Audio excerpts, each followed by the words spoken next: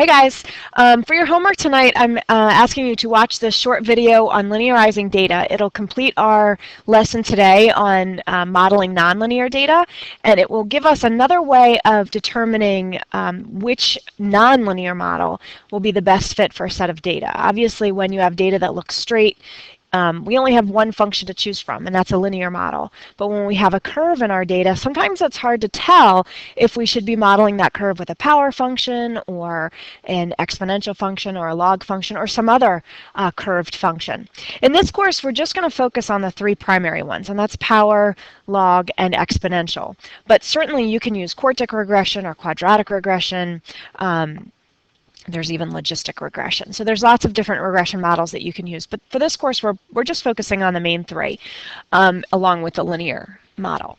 So throughout this unit, we've sought to model data by computing regression equations. We've been able to identify appropriate functions by observing their relationship to the scatter plot. Comparing the residual plots, which was what we did in class today, various functions enables us to choose between the different types of models. But there's another way that we can also choose the best model for a set of data, and that's called the linearization technique. And it provides an even more accurate way to determine which type of function, especially if we're dealing with data that has a curved pattern to it. The linearization technique will enable us to determine which function best represents the set of data. And so we do have to remember a little bit of Algebra 2 in terms of our properties of logarithms, because essentially we're going to be working with these three nonlinear functions: an exponential function, a power function, and notice that in this case I'm just using an exponent of 2. Obviously a power function can be x to the third power, x to the fifth power, x to the 1.2 power, and if you're doing power regression on your calculator, the exponent will depend on the pattern. But I'm just going to keep a 2 in the exponent now just to kind of go through this exercise. And then the third type of regression is logarithmic regression. And it doesn't matter if you use the log logarithm or the natural log. And I think your calculator actually uses the natural log. So I'm just going to rewrite this as 3 times the natural log of x, since that's what your calculator shows. So let's just remind ourselves about like linear relationships. We know that every linear relationship basically can be written in slope-intercept form. And basically the variable quantities in a linear relationship, let me change this. Instead of saying variables, let me call it variable quantities. In this case, the variable quantities, if I'm just looking at my y equals mx plus b, are the y and the x, where y depends on x. I've got a coefficient for x, and then I've got my constant value, which is the y-intercept. But I can actually rewrite an exponential function as a linear equation simply by taking the log of both sides. And I'm going to go ahead and just work with the natural log, but it doesn't matter. You can take the regular log base 10 if you want. But if I take the natural log of both sides of this particular actually, let me just rewrite it. This particular regression equation, or this particular exponential equation. And notice here, I'm using a base of 3, but your base doesn't have to be 3 for an exponential regression. So if I take the natural log of both sides, if you remember your properties of logarithms, that x and the exponent, now that I've taken the log of both sides, I can actually move this x. We have a property that says if I take the log of a number and it's raised to a power, I can actually bring that power right out in front. And so then my equation becomes the natural log of y is equal to x times the natural log of 3. Well, in this case, the natural log of 3 is just some number, which would correspond to the slope, really. I mean, if it's just the coefficient of x. So if I'm looking just at the variable quantities, obviously I've got my variable x. The other variable quantity will be the natural log of y. Obviously y is my variable, and so whatever I put in for y is going to change. But if I take the natural log of y, that quantity is also changing. So in this case, the variable quantities are x and the natural log of y.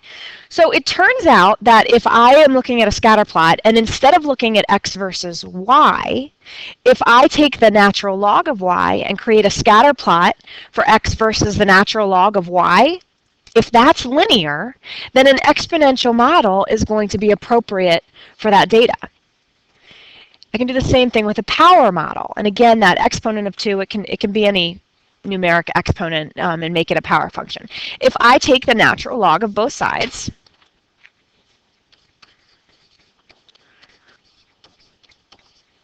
and same property applies, that exponent can just come out in front, and that turns the equation into the natural log of y is equal to 2 times the natural log of x.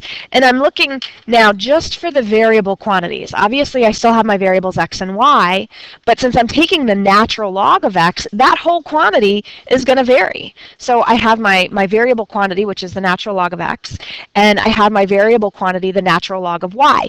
This is now a linear relationship, and it's basically modeling the relationship between the natural log of x and the natural log of y. And I know this seems a little strange, but it turns out if I'm looking at a scatter plot of x versus y and there's a curve to it, if I plot instead the natural log of those x values along with the natural log of the y values, if that relationship is linear, then a power model is actually going to be the best fit for that data. I can do the same thing with a logarithm. But funny thing is, when I take a look at this log equation, y equals 3 times the natural log of x, even though, yes, it's a logarithmic function, I can actually look at it through the lens of a linear relationship, and my variable quantities now become y and the natural log of x. And so if I have a curved pattern in my x versus y graph, and I switch it up and do a scatter plot of the natural log of x versus y, if that relationship is linear, then a logarithm is going to be the best model for the data. Okay, so let me show you what I mean. We're going to go through an example. So here's an example on stopping distance. Most driver's manuals state that the number of feet required for a car to stop is a function of its speed. Obviously, the faster you go, the longer it's going to take you to stop. So one driver's manual showed the relationship by giving the table below. So you're asked to enter the data into your calculator. You're going to use list 1 for the speed data and list 2 for the corresponding stopping distances. Okay, so we're going to put the speed in list 1 and the stopping distance in list 2. I've already got this data in my calculator, so if you need to press pause on this video so that you can enter it in yourself, please do so now. Okay.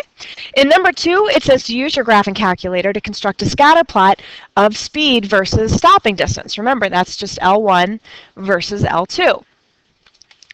And then it says to sketch the graph below, being sure to label and scale your axes appropriately. And then it says to identify several functions that could be used to model this relationship. Okay, so my x-axis is going to be my speed, and that's going to be in miles per hour. And then my y-axis, again, is going to be stopping distance. And that's in feet. So on my calculator, I want to go ahead and construct a scatter plot. And I want to make sure that I'm pulling my data from the appropriate list, because right now I'm just going to do x versus y, or list 1 versus list 2. And we can do this on a Zoom 9. This is a Zoom stat window. Notice that I have an equation that's still in my y equals. So let me delete what's in there. Okay, there we go. So let me go ahead and plot my points.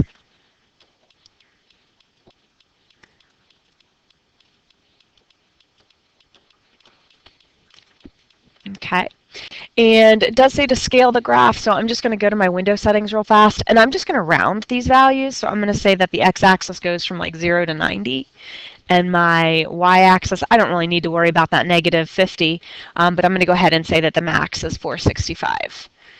Okay, and so there's my scatter plot. So the question is asking me then, what models might I want to consider to graph it? So it does look like there's a strong positive association, and it looks like there's a slight curve to it though. So if you think about some functions that have a curve to it, we might consider the power function or the exponential function. We might think of the square root function, or maybe a quadratic function, or maybe a quartic, maybe a logarithm. And your calculator will actually, if you go to your stat menu and go over to calc, your calculator has the ability to determine many of these regression equations. In AP statistics, we focus on three: the power, the exponential, and the logarithm. And I didn't finish spelling logarithm. There we go. As well as the linear, obviously. And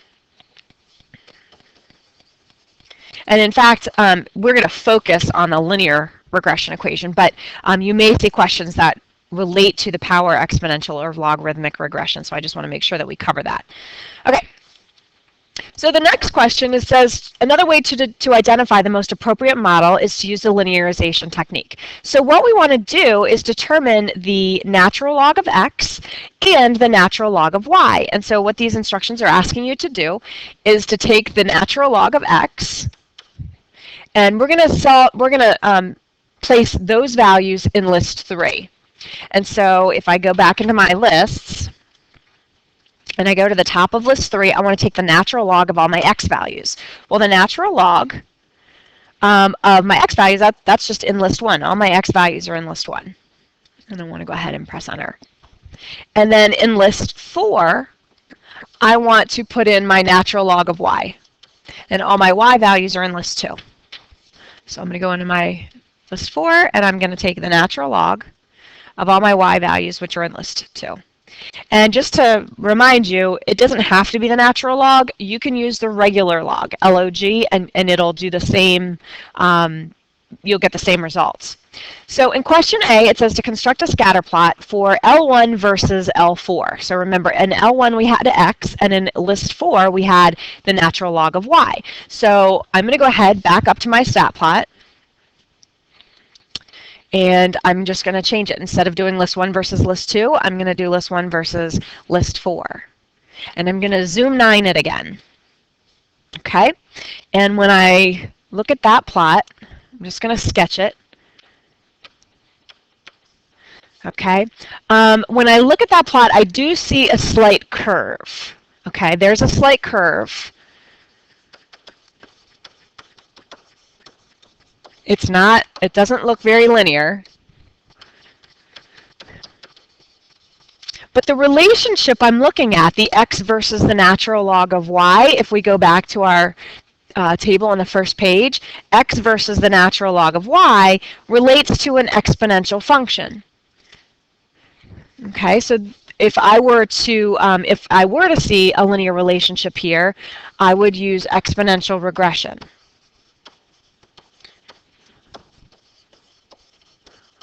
Okay, so an exponential function is related here with x versus the natural log of y.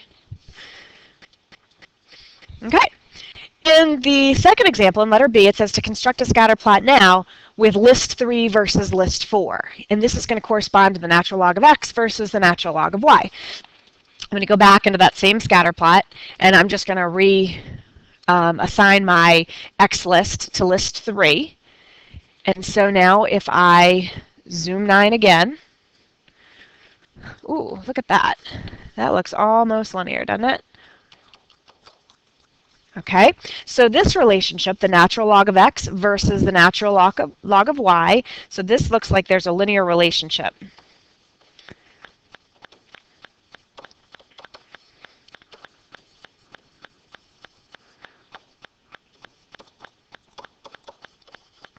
Okay, so that's good. If it's the natural log of x and the natural log of y, again, if we go back to that front page, that tells us that a power model is going to be the best fit. So I'd want to use a power function here.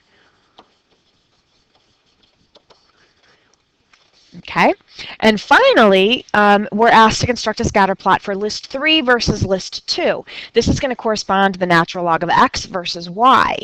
Okay, so again, I'm going to go back into my scatter plot, and I'm just going to change my y list to list 2. And again, we're going to zoom 9 it again. All right, now that's clearly a curve.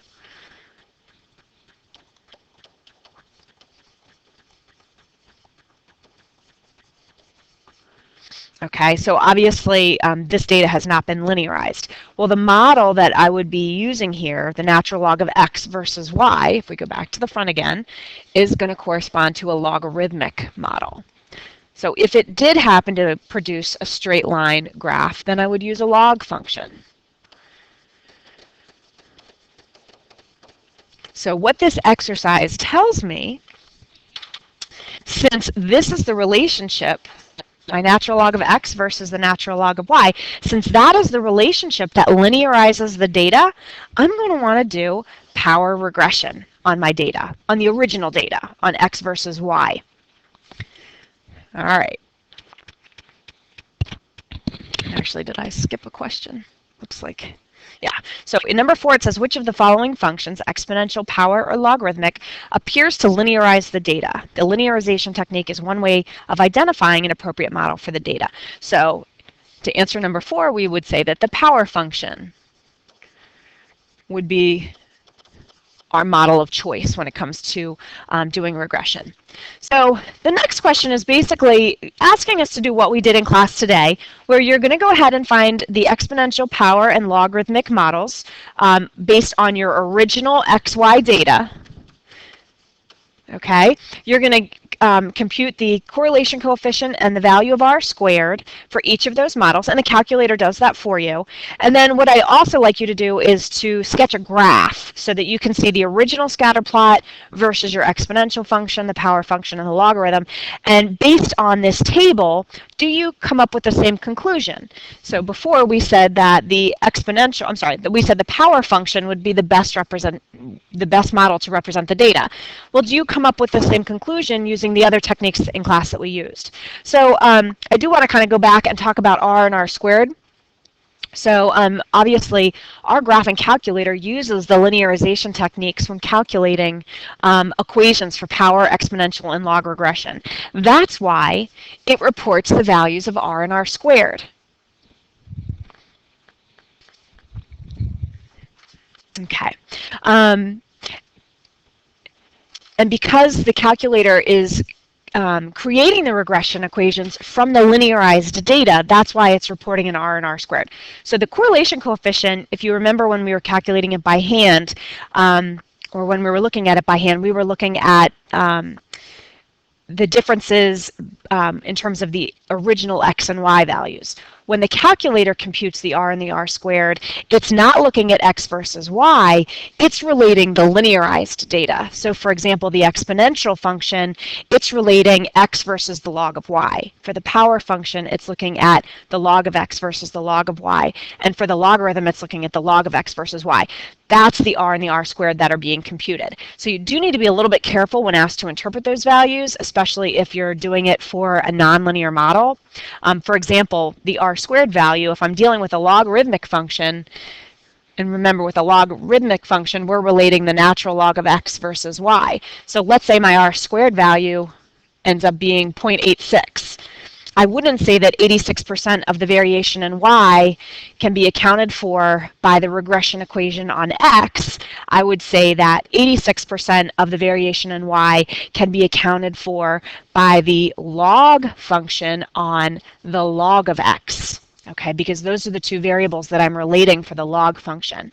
And just a quick way to help you remember which is which, the exponential function is always, it starts with the x versus the log of y. So it starts with an x, think exponential. With the logarithmic function, it starts with the log of x and ends with y. So think about your log function. With the power function, it's the log of both. And it seems really silly, but this is how I've always remembered. I think about like pow, pow, and log, log. And if you could actually see me do this, you'd laugh and it would stick in your head. But just remember with the power function, having two logs is really powerful. And so we're taking the log of x versus the log of y. So what I'd like you to do is pause the video, and I'd like you to complete this table on your own and then answer the questions that follow. When you're finished, I will go ahead and put the answers up. You can turn the video back on and check to make sure that you've done it correctly. But I would like you to pause the video at this time and complete these exercises. Okay, so If you take a look at number 5, I filled in the table for you. Remember, when you're doing the regression, you're doing the regression on the original x and y values, just like we did in class.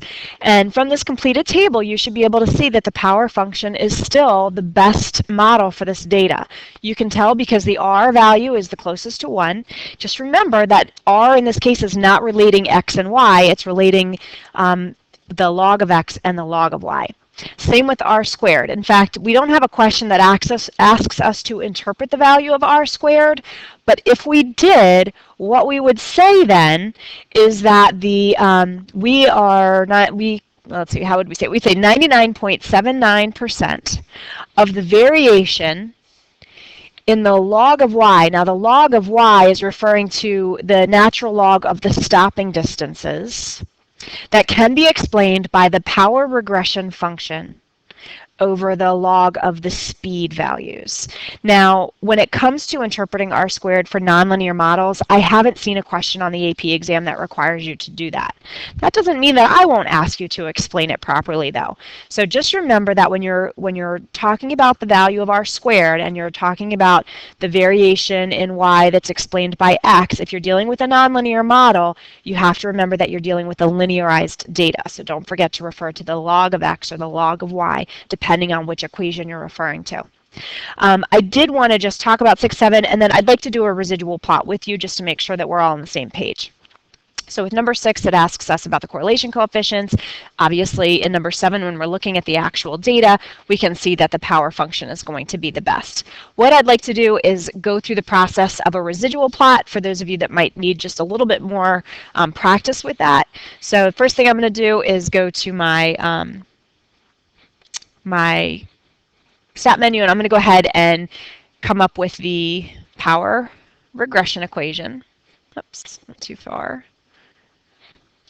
I want to let the calculator know where my data is. It's in list 1 and list 2. Remember, the original data, not the linearized data. And I'm going to go ahead and store my regression equation in y1.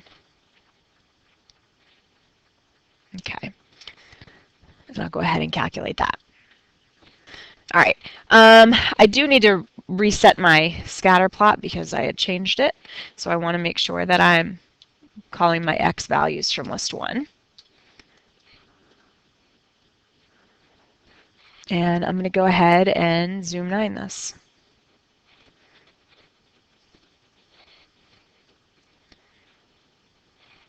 Okay, so there's the original data. There's my model. It's a little bit off. It's not perfect. So if I want to do the residual plot,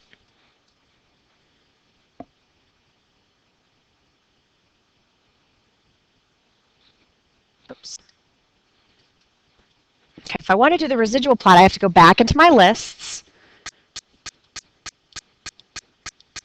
My calculator, it's not reading me very well. Okay, so if I go back into my lists, that's not working. Let me recalibrate again. All right, so I'm going to go back into my lists, enter. All right, so at the top of list 3, I don't need to worry about the natural log of x and y anymore, since now I'm going to do a residual plot. In list 3, I want to put my predicted values. So this is where I take y1 of list 1. Okay, because I want to put my predicted value. So my power function is in y1, and I'm going to evaluate it over all the values in list 1. So those are all what my equation would predict. And I can, if I compare my list 2 to list 3, you should see that these numbers are relatively close because the power function was a good fit. In list 4, I want to find the residuals, and that's always the actual y minus the predicted y. So that means I'm going to be looking at my actual y's, which are in list 2, and I'm going to subtract the predicted ones, which I just put in list 3. So there's my list 4. Those are the differences between the actual and the predicted. We'd like those differences to be close to 0. So now I'm going to go ahead and set up another scatter plot, but this time I'm going to do it with list 1 versus list 4, because that's where my residuals are. And then I can go ahead and hit zoom 9. Whoops. And that didn't work out very well. What I should see is an even scatter of points. Did I do a power regression equation?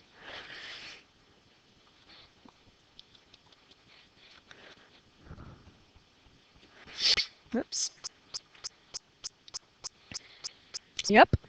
All right, so that's what it looks like. What we like to see is an even scatter of points above and below the line. Obviously, I see a pattern in the residual plot, which is not a good sign, but compared to the other models, this is the best model. If I were to do residual plots for the exponential function or for the logarithmic function, I would see that the residual plots are even worse. So I can actually sketch what the residual plot would look like for my exponential function. Imagine me taking that red curve and straightening it out.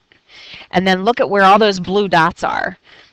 Now, I just sketched this, but we'd probably see something very severe there.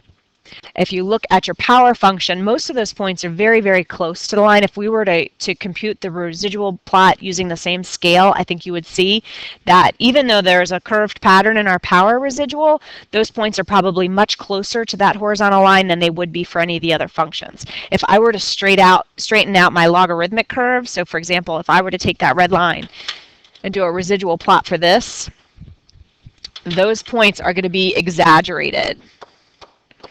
So I'm probably going to see an even more severe curve and the residual plot there. But in general, we want to see a even scatter of points above and below the curve to let us know that the model is an appropriate fit. I hope this was helpful. Please bring in the completed notes to class, and I will give you credit for completing them.